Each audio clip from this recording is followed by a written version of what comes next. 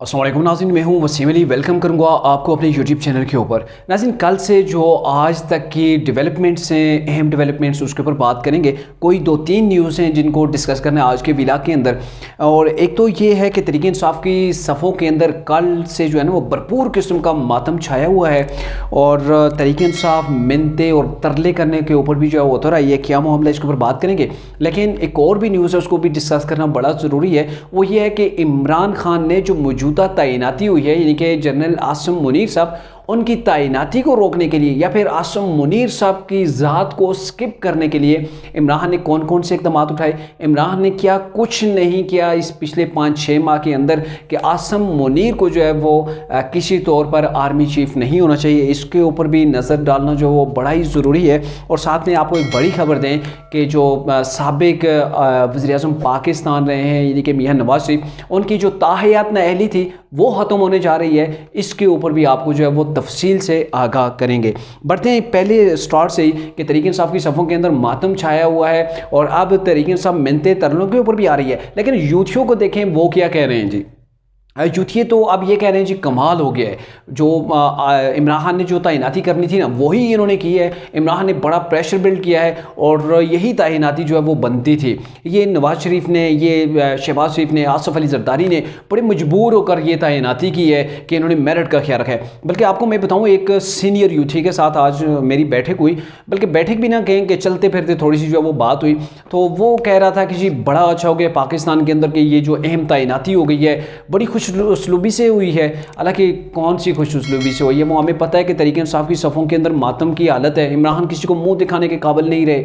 इमरान की अपनी हालत इतनी पतली हो चुकी है कि उन्हें होश ही नहीं कि उनके साथ हो किया गया है। तो ये कह रहे हैं जी बड़ी खुश उसलूबी से हो गई है। दूसरी जन्म वो ये कह रहा था, वो सीनियर यूथिया, वो ये कह रहा था, सीनियर इसलिए कह रहा हूँ कि वो एज में थोड़ा सा बड़ा था, वो यंग, ये लोंडे लपाड़े वाला नहीं था, वो बड़े वाला जो है ना वो सीनियर यूथिया था। अब वो ये कह रहा था कि मामला ये है कि जी पहली बार हुआ है जी, गवर्नमेंट अपोजिशन सारे एक पेज के ऊपर थे, सब ने मिल के तैनाती कर दी। मैंने कहा भाई किधर किधर सारे एक पेज पे थे, इमरान तो कहीं और भागे जा रहा था। वो कहते हैं नहीं नहीं नहीं, ऐसी बात नहीं है। इमरान जो जलसों के अंदर, धरनों के अंदर, लॉन्ग मार्च के अंदर हर जगह जो मेरिट की बात कर रहा था ना कि मेरिट के ऊपर तैनाती करनी है, तो ये सीनियरिटी में पहले नंबर पे थे, ये वो मेरिट को फॉलो किया। वाह जी वाह, देखें जी यूथिया लॉजिक यहाँ पे कैसे आ गई है। यानी कि यूथिये जो है ना वो कहते होते हैं ना, वो गिरते को या डूबते को तिनके का सहारा। तो यहाँ पे वो तिनके का सहारा लेकर वो अपने चेहरों के ऊपर जो कालख मली हुई है ना उसको वो धोना चाह रहे हैं। वो चेहरों के ऊपर जो स्याही है उसको धोना चाह रहे हैं। लेकिन ना भाई, ऐसे नहीं हो सकता कि आप एक तरफ से तो वो पूरी कैंपेन रन करें, जनरल आसिम बाजवा को आप स्किप करने की कोशिश करें, और दूसरी जनब आप कहें तो हम तो इन्हीं को अपॉइंट करना चाहते थे। यही तो पाकिस्तान के अंदर इस वक्त मेरिट था। और आपको बताएं कि इमरान ने कैसे स्किप करने की कोशिश की। मैं आपको तफसील से बताता हूँ। मामला कुछ यूँ है कि जब इमरान खान और आसिम मुनीर जो थे उस वक्त DGISI थे, इनके दरमियान एक इशू बना था। इशू किया था जब ये DGISI थे, इन्होंने, इनकी नज़रों के अंदर बहुत सी ऐसी चीज़ें आई थी जो कि नहीं होनी चाहिए थी, जो कि गैर आईनी थी। यानी कि प्राइम मिनिस्टर जो इमरान खान थे, उनकी अहलिया बुशरा बीबी, उनके मतलब इनके पास कुछ शवाहिद थे, सबूत थे, वो ये लेकर जो है वो बनी गाला के अंदर गए, इमरान को दिखाया कि ये लें जी, ये देखें, ये सारे सबूत हैं, एविडेंस हैं, आपके इर्द गिर्द हो क्या रहा है। आप प्राइम मिनिस्टर ने आपका नाम बेचा जा रहा है, इधर से प्लाट लिए जा रहे हैं, कहीं से वो हीरे की अंगूठियां ली जा रही हैं, तो कहीं पर जो वो अपॉइंटमेंट लोगों की जो है वो की जा रही है, यहाँ आपके घर से खवातीन कर रही हैं। तो ये सारा मामला जो वो कल आपको लेकर डूबेगा। आईना क्या दिखा दिया जनरल आसिम ने कि इमरान खान बुरा मना गए, और फिर बाद में उन्हें DGISI से जो है वो रिमूव कर दिया, वापस कर दिया। और आप देखें, खुदा की शान देखें, जिसको आपने DGISI से रिमूव कर दिया वो आज आर्मी चीफ बन चुका है। तो इमरान के लिए किस कदर जो है वो आज दर्दनाक किस्म की उनकी हालत होगी, क्योंकि ये तो इन्हें देखना बर्दाश्त नहीं करते थे इमरान खान साहब, क्योंकि इन्होंने बड़ी कोशिश की। ये 2019 का वाक़या था, और उसके बाद फिर इमरान खान ने बड़ी प्लानिंग की। इन्होंने कहा कि EVM हमने इस्तेमाल करनी है। इमरान खान ने ये भी प्लानिंग की जो एक जिसे कहते हैं ना ज़बान हारे की ऊपर जो चीज़ें चल रही वो यही हैं कि इमरान खान के जो फेवरेट जनरल थे ना वो फैज़ हमीद साहब थे, और इमरान खान चाहते थे कि उन्हें लाया जाए, उन्हें आर्मी चीफ बनाया जाए, और EVM मशीन को भी लाया जाए। फिर 10 साल आराम से बैठ के ना तमाम की तमाम अपोजिशन के ऊपर रगड़ा लगाना है, यानी कि रंदा फेर के रख देना है। जो पिछली बार बच गए थे ना जेलों के अंदर जाने से, जिनको रगड़ा नहीं मिला था, उन सब के सबको हमने रगड़ा लगा देना है। तो ये प्लान था उनका कि 5 साल नहीं 10 साल हुकूमत करनी है, यानी कि 2023 से लेकर अगर बहुत ही कम हुई ना 2030 तक तो करनी ही करनी है, वो तो हमारे हाथ से जानी ही नहीं। अब इनके हाथ से ये सारी चीज़ें अदम एतमाद के बाद एक एक करके फिसलती रहीं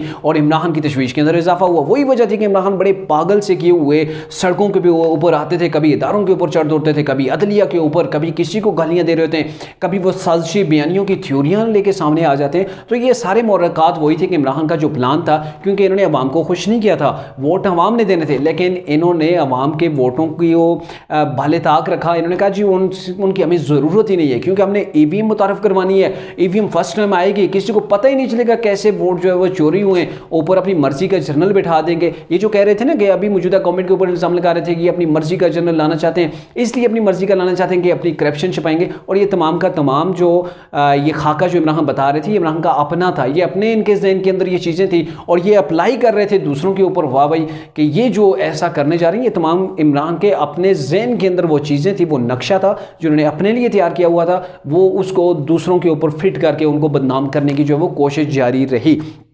फिर ये कोशिश की गई कि नए इलेक्शन का मुतालबा शुरू हो गया जी। इमरान ने नए इलेक्शन की जो मुतालबा शुरू कर दिया, इसलिए किया क्योंकि फैज़ हमीद साहब मार्च के अंदर जो वो रिटायर होने जा रहे हैं। तो इमरान चाह रहे थे कि दिसंबर के अंदर, अक्टूबर दिसंबर किसी टाइम भी इलेक्शन हो जाए, जनवरी में हो जाए, फरवरी में भले हो जाए, मैं दोबारा प्राइम मिनिस्टर बन जाऊँ, उसके बाद मैं उनकी अपॉइंटमेंट कर दूँ, तब तक आर्मी चीफ बरकरार रहे, इनको एक्सटेंशन दी जाए, यानी कि जनरल बाजवा को एक्सटेंशन दी जाए। इसके लिए उन्होंने मिन्नतें भी की, तरले भी किए, बैकडोर चैनल्स इस्तेमाल किए, लोगों को उनके घरों तक भेजा कि भाई खुदा के लिए ये मान जाएं।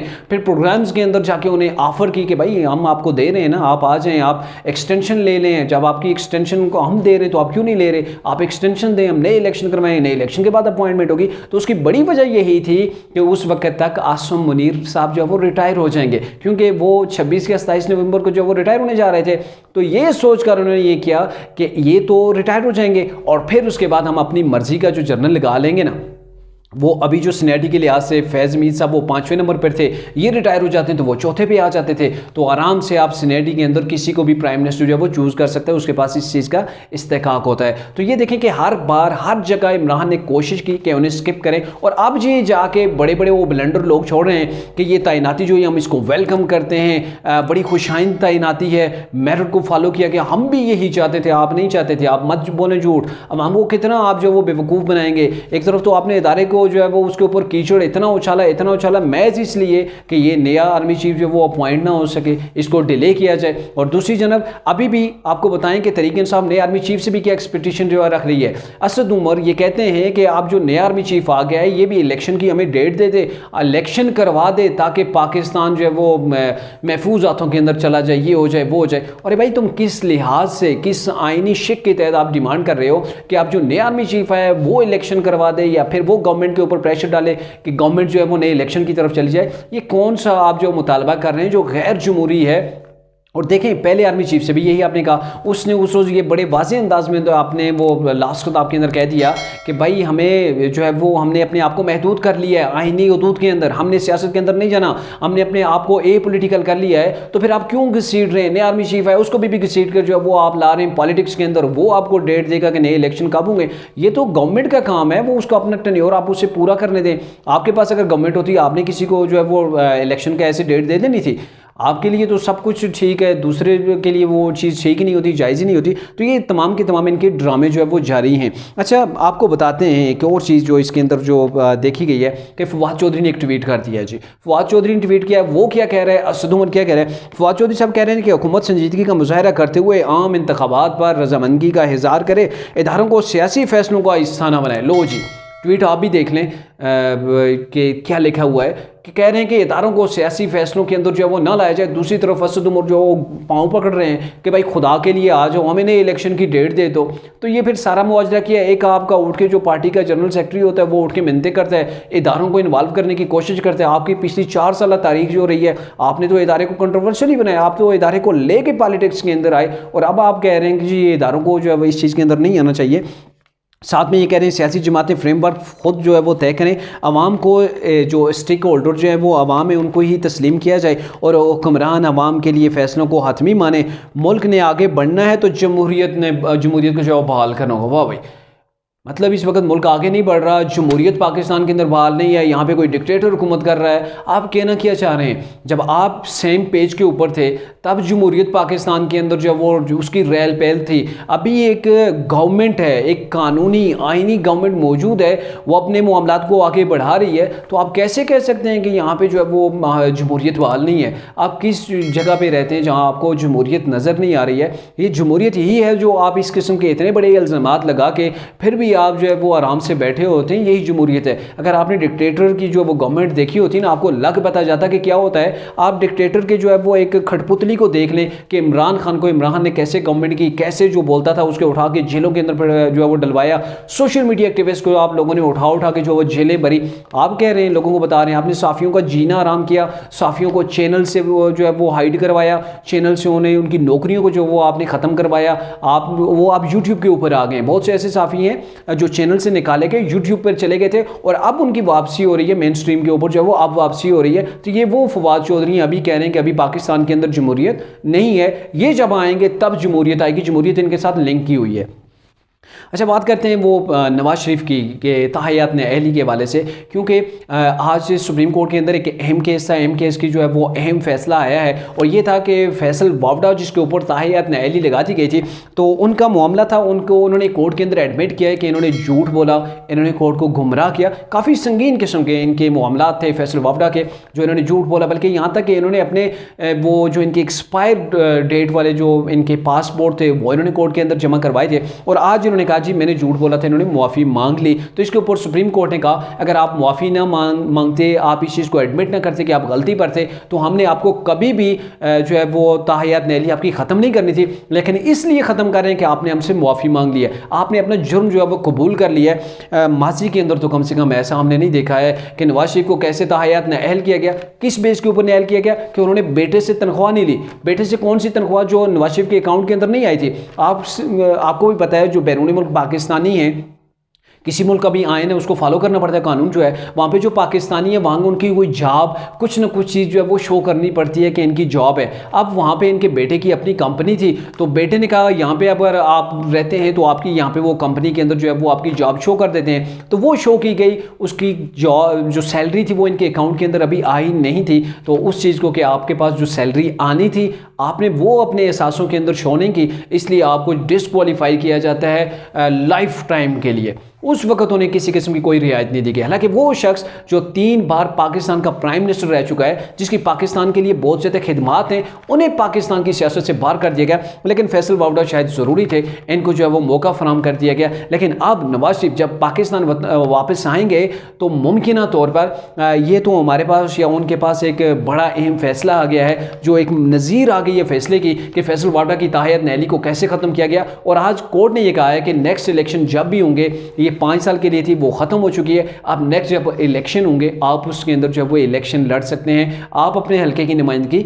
कर सकते हैं। तो डेफिनेटली जब नवाज शरीफ साहब वतन वापस आएंगे, अब उनकी भी जो ताहियात नाअहली है, जैसे मरीम नवाज़ के बहुत से केसेस थे वो ख़त्म हो चुके हैं, ऐसे नवाज शरीफ के दीगर केसेस के साथ ताहियात नाअहली भी जो है वो ख़त्म हो जाएगी। और 2023 का जो इलेक्शन है में भी वो पाकिस्तान अगर आ जाते हैं तो 2023 का जो इलेक्शन है वो उसके अंदर जो वो नुमाइंदगी कर सकेंगे। ये थी आज की जो अहम डेवलपमेंट्स थी वो आपके साथ डिस्कस की।